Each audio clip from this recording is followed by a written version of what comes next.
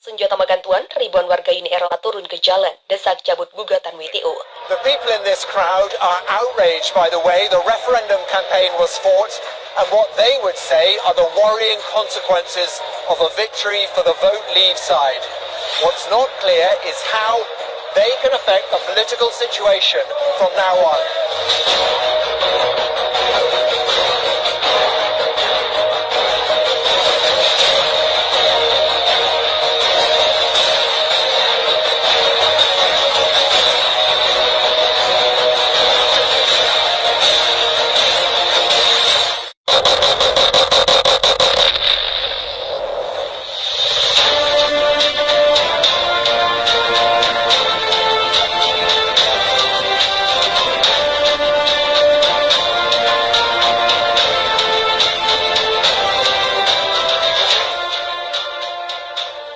Akhir musim semi di Eropa berlangsung seram. Musim dingin yang biasa disambut sukacita kini berubah menakutkan. Lantaran krisis energi yang tengah mereka alami jika tidak diantisipasi sejak dini. Bukan tak mungkin kenapa akan membeku di sepanjang musim dingin. Karena terjadi tak lain karena di stopnya pasukan batu bara. Penyetopan ini dilakukan Indonesia karena berkaitan dengan gugatan yang dijatuhkan di Uni Eropa dan negara barat atas larangan ekspor yang dilakukan Uni Eropa. Seperti kita ketahui, Eropa mengimpor hampir setengah kebutuhan batu bara mereka dari Indonesia sejak dulu. Uni Eropa hanya menerima 15% pasukan batu bara dari Indonesia. Kebutuhan menanjak membuat industri di Eropa merangsang. Pasalnya konsumsi energi dan industri mencapai 28% dari total pasukan gas Eropa. Indonesia merupakan negara dengan konsumsi batu bara terbesar di ASEAN saat ini.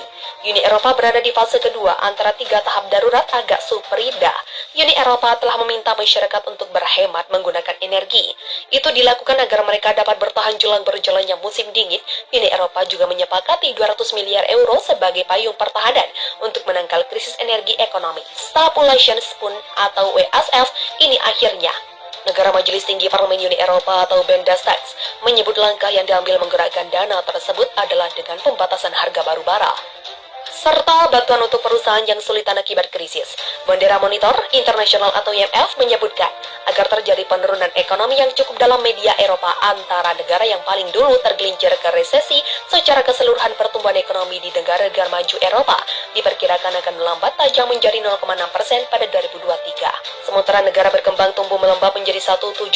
Restoran IMF mengatakan lonceng inflasi juga dapat bertambah lebih lama dan ketegangan sosial dapat memburuk karena kenaikan biaya.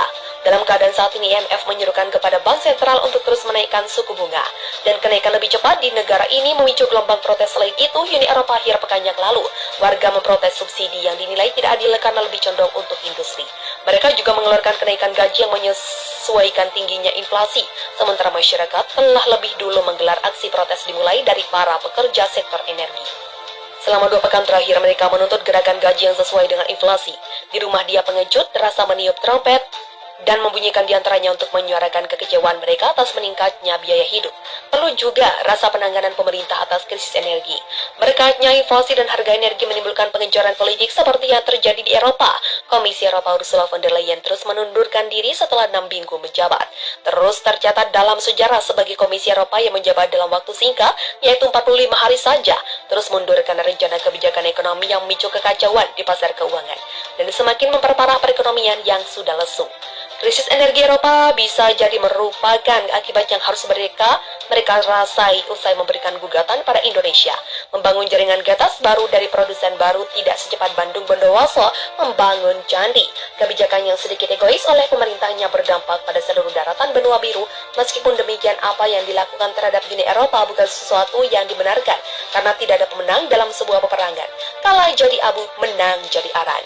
Negara Majelis Tinggi Parlemen Uni Eropa atau Bundestag menyebut langkah yang diambil menggerakkan dana tersebut adalah dengan pembatasan harga baru bara serta bantuan untuk perusahaan yang kesulitan akibat krisis. Bendera Monitor Internasional atau IMF menyebutkan agar terjadi penurunan ekonomi yang cukup dalam media Eropa antara negara yang paling dulu tergelincir ke resesi secara keseluruhan. Pertumbuhan ekonomi di negara-negara maju Eropa diperkirakan akan melambat tajam menjadi 0,6% pada 2023. Sementara negara berkembang tumbuh melembab menjadi 1,7%.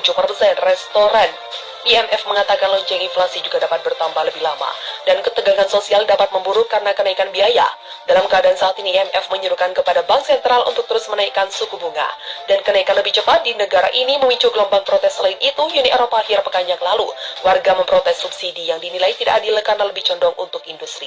Mereka juga mengeluarkan kenaikan gaji yang menyesuaikan tingginya inflasi, sementara masyarakat telah lebih dulu menggelar aksi protes dimulai dari para pekerja sektor energi. Selama 2 pekan terakhir, mereka menuntut gerakan gaji yang sesuai dengan inflasi.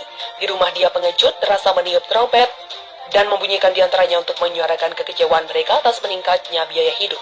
Perlu juga rasa penanganan pemerintah atas krisis energi. Berkatnya inflasi dan harga energi menimbulkan pengecoran politik seperti yang terjadi di Eropa. Komisi Eropa Ursula von der Leyen terus menundurkan diri setelah 6 minggu menjabat. Terus tercatat dalam sejarah sebagai Komisi Eropa yang menjabat dalam waktu singkat, yaitu 45 hari saja, terus mundur karena rencana kebijakan ekonomi yang memicu kekacauan di pasar keuangan dan semakin memperparah perekonomian yang sudah lesu.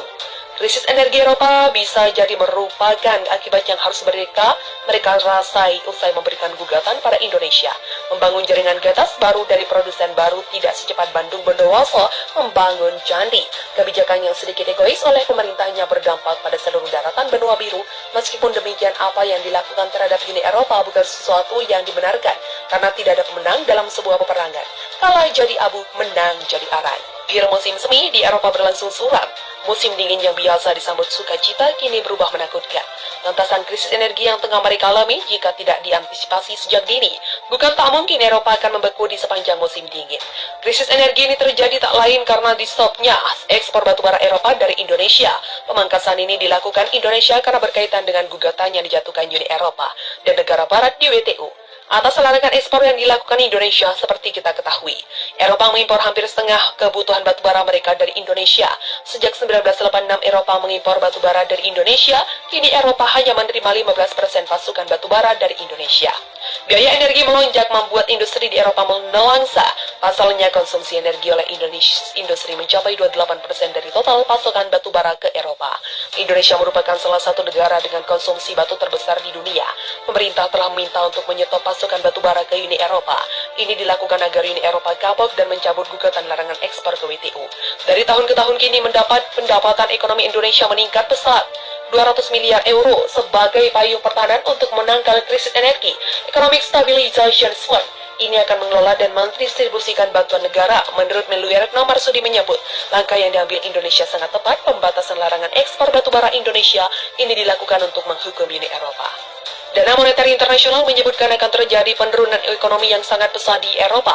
Secara keseluruhan, pertumbuhan ekonomi di negara-negara maju Eropa diperkirakan akan melambat tajam menjadi 0,6% pada 2023. Sementara negara berkembang tumbuh melambat menjadi 1,7%.